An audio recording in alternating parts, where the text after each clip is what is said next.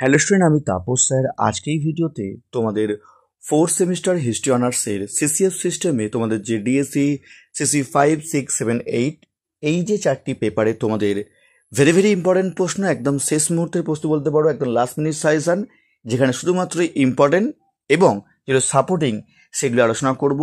আর যারা এখনও চ্যানেলটিকে সাবস্ক্রাইব করনি, অবশ্যই চ্যানেলটিকে সাবস্ক্রাইব করে রেখো এরকম ভিডিও সবার আগে পাওয়ার জন্য। আর তোমরা কেউ ভিডিওটা স্কিপ করবে না, তোমরা পুরো দেখার চেষ্টা করবে। এখানে তোমাদের চারটে পেপারে লাস্ট মিনিট সাজেশন একসঙ্গে দেওয়া আছে।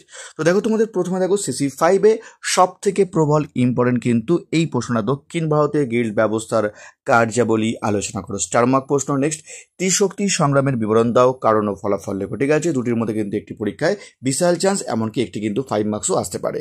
নেক্সট দেখো, পরের প্রশ্ন তোমাদের চোলদের সামুদ্রিক কার্যাবলী বিবরণ দাও, অথবা রাজেন্দ্র চোলের কৃতিত্ব লেখো। নেক্সট, স্থানীয় স্বায়ত্তশাসনের কথা বিশেষভাবে উল্লেখ করে চোল শাসন ব্যবস্থার বৈশিষ্ট্য সংক্ষেপে আলোচনা করো। ঠিক আছে, দুটোর মধ্যে কিন্তু একটা পরীক্ষা কিন্তু বিশাল চান্স, তোমরা কিন্তু খুব ভালো করে পড়বে, কেমন? তারপর দেখো পরের প্রশ্ন দেখো, ভক্তি আন্দোলনের বিভিন্ন বৈশিষ্ট্য লেখো অথবা প্রেক্ষাপট লেখো। পাল শক্তির সম্প্রসারণে দেবপাল ও ধর্মপালের কৃতিত্ব লেখো। তো এই 6টি প্রশ্ন হচ্ছে ডিএসসি সিসি 5-এর সব থেকে প্রবল ইম্পর্টেন্ট। যে 6টা প্রশ্ন কিন্তু একদমই বাদ দেওয়া যাবে না, তোমরা কিন্তু খুবই ভালো করে পড়বে, একদম ভেরি ভেরি ইম্পর্টেন্ট প্রশ্ন তোমাদের জন্য। ঠিক আছে, এবার আসবো সাপোর্টিং দেখো, আদি মধ্যযুগে কৃষি ব্যবস্থা বিবর্তন লেখো। নেক্সট, ভারতীয় সামন্ততন্ত্রের প্রধান বৈশিষ্ট্য লেখো। রাজপুত শক্তির উত্থানের কারণগুলি আলোচনা করো। আর লাস্ট, ভারতীয় সমাজ ব্যবস্থায় জনজাতি গোষ্ঠীর ভূমিকা লেখো। তো এগুলো সব সাপোর্টিং প্রশ্ন 20 মার্কসের। এবার আসবো 5 মার্কসের প্রশ্ন নিয়ে। দেখো 5 মার্কস দেখো, ঐতিহাসিক হিসাবে অলবেরনি ভূমিকা লেখো, স্টার মার্ক প্রশ্ন, প্রবল চান্স। চোল আমলে বঙ্গোপসাগরকে চোল সমুদ্রম বলা হতো কেন, এটিও স্টার মার্ক প্রশ্ন। নেক্সট, শিক্ষার বিকাশে নালন্দা মহাবিহারের ভূমিকা বা কৈবর্ত বিদ্রোহ সময় টিকা লেখো, ভেরি ভেরি ইম্পর্টেন্ট প্রশ্ন। নেক্সট, সুলতান মাহমুদ ও মোহাম্মদ ঘুরির ভারত আক্রমণের প্রকৃতির মধ্যে তুমি কিভাবে পার্থক্য করবে। দেখো 4টি প্রশ্নই কিন্তু সিসি 5-এর জন্য মার্কস 5-এ প্রবল ইম্পর্টেন্ট, এই 4টি তোমরা ভালো করে পড়বে। তারপর দেখো নেক্সট প্রশ্ন, আরবদের সিন্ধু বিজয়ের তাৎপর্য বা কারণ আসতে পারে। নেক্সট, আদি মধ্যে কৃষি ব্যবস্থার সম্প্রসারণ তুমি কিভাবে ব্যাখ্যা করবে। তো এই 6টি প্রশ্ন তোমরা কিন্তু ভালো করে পড়বে মার্কস 5-এর জন্য, কেমন? এগুলো ভালো করে পড়ার পর তারপর তোমার সাপোর্টিং প্রশ্ন দেখো, সাহিত্য থেকে বা মুদ্রা থেকে আদি মধ্যযুগ সম্পর্কে জানা যায়, দ্বিতীয় তরণযুদ্ধের গুরুত্ব লেখো, আর মাৎস্যন্যায়ের সম্পর্কে টিকা লেখো।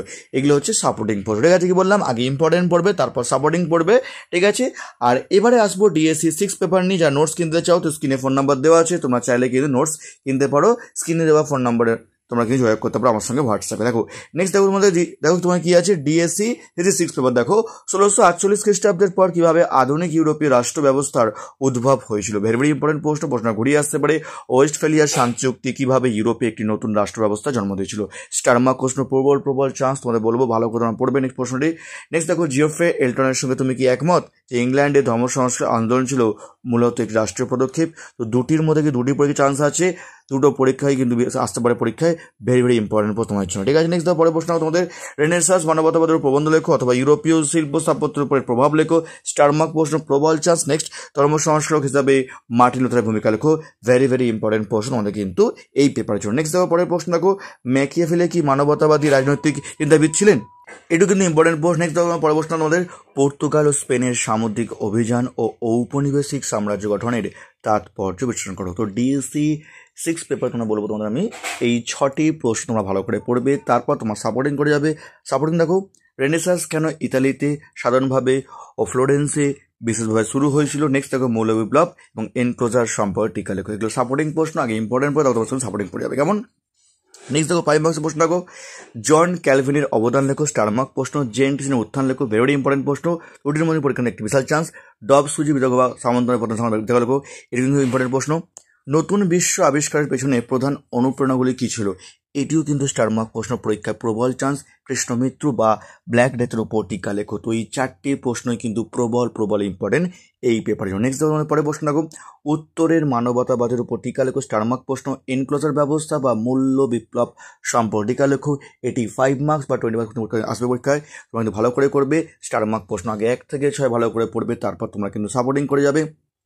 সাপোর্টিং দেখো, অ্যান্টোয়ার্পের গুরুত্ব লেখো, জার্মানির কৃষক বিদ্রোহ টিকা লেখো, মার্টিন লুথার 95 থিসিস খুবই ইম্পর্টেন্ট।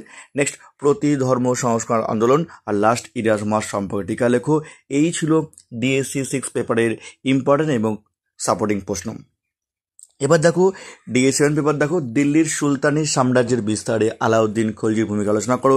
ভেরি ভেরি ইম্পর্টেন্ট প্রশ্ন। নেক্সট, দিল্লির সুলতানি রাজনৈতিক সংহতি বিধানে ইলতুৎমিশের অবদান মূল্যায়ন করো, অথবা ইলতুৎমিশের ক্ষেত্রে লেখো 1 এবং 2 প্রবল চান্স, একটি কিন্তু পরীক্ষা কিন্তু বিশাল চান্স এবারে ছিল, ঠিক আছে। নেক্সট দেখো, মধ্যযুগের সামাজিক ও সাংস্কৃতিক ইতিহাসে ভক্তি আন্দোলনের গুরুত্ব লিখেছিল। Very very important. তার প্রশ্ন দেখো, ইলতুৎমিশ থেকে আলাউদ্দিন খলজি পর্যন্ত সুলতানি নরপতিত্বের আদর্শ রচনা অথবা বাস্তব প্রশ্নটি, দিল্লির সুলতানিকে কি ধর্মীয় রাষ্ট্র হিসাবে চিহ্নিত করা যায়? স্টারমার্ক প্রশ্ন। নেক্সট দেখো, বিদেশি পর্যটক রচনা অবলম্বনে বিজয়নগর রাজ্যের বর্ণনা করো। নেক্সট, তুমি কি মনে করো যে বিজয়নগর ও বাহমনি রাজ্যের সংঘাতের পেছনে প্রধান বিষয় ধর্ম? তো এই ছটি তো ভালোভাবে পড়বে, 6টা প্রশ্ন ভালোভাবে পড়ার পর তারপর তোমার সাপোর্টিং করে যাবে। সাপোর্টিং দেখো, সুলতানি স্থাপত্য রীতির উপর টিকা লেখো।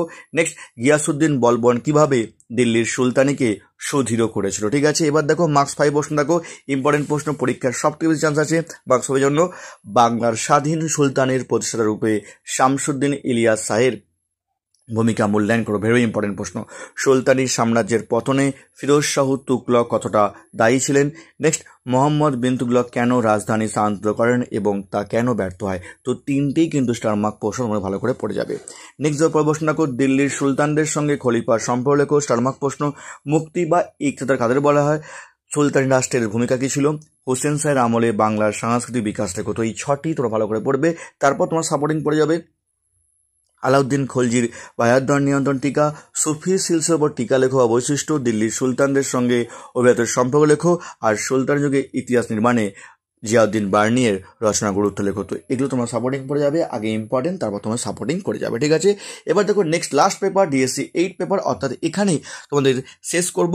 অর্থাৎ তোমাদের কিন্তু 4টে পেপারের লাস্ট মিনিট সাজেশন একসঙ্গে আলোচনা করছি। যারা কেউ নোটস কিনতে চাও, স্ক্রিনে ফোন নাম্বার দেওয়া আছে, তোমার চাইলে কিন্তু আমার সঙ্গে যোগাযোগ করতে পারো। নেক্সট দেখো প্রথম প্রশ্ন, তুমি কি মনে করো যে সপ্তদশ শতকের ইউরোপ ছিল এক সার্বিক সংকটের যুগ? স্টারমার্ক প্রশ্ন, পরীক্ষায় বিশাল চান্স। আধুনিক ইউরোপের বিবর্তনে মুদ্রণ যন্ত্র উদ্ভাবনের গুরুত্ব লেখো বা মুদ্রণ বিপ্লবের তাৎপর্য লেখো।